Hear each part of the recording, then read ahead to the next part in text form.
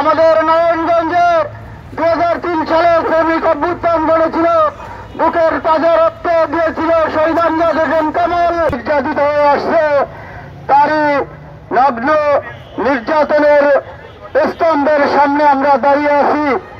সেই 1886 সালে যে প্রতিবাদ আমেরিকার শিকাগোতে হয়েছিল, সভাপতি শ্রমিক নেতা রফিকুল ইসলাম সুজন। তার আগে আমি একটু ঘটনা স্মৃতিচারণ করতে চাই। সকালবেলায় আমাদের সুজন ভাইদের অফিসের ছাদে আমাদের সকাল 9টার সময় ছিল বাংলাদেশের প্রখ্যাত শ্রমিক নেতা অ্যাডভোকেট মাহবুবুর রহমান ইসমাইল স্যারকে এর মতো থানার লকআপ বেঞ্চে শ্রমিক নেতা অ্যাডভোকেট মাহবুবুর রহমান ইসমাইলকে ওখান থেকে বিভিন্ন ধরনের পায়তারা করা হচ্ছে।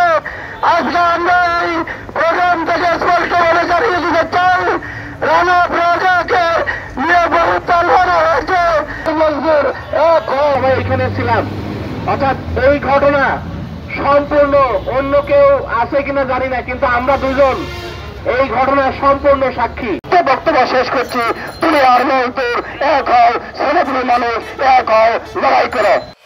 Cinematic display, photography master, performance expert, NextG N9.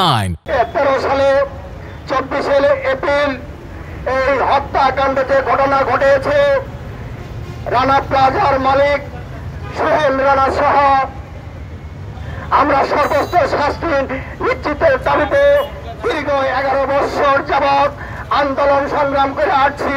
আমরা একই সাথে রানা প্লাজার জায়গাটা বাজেয়াপ্ত করে আহত নিহত শ্রমিক এবং পরিবারকে সুচিকিৎসার দাবি জানিয়ে আসছি। আমরা আপনারা জানেন প্রায় 2500 মতো শ্রমিক আহত এবং মৃত্যুবরণ করছেন।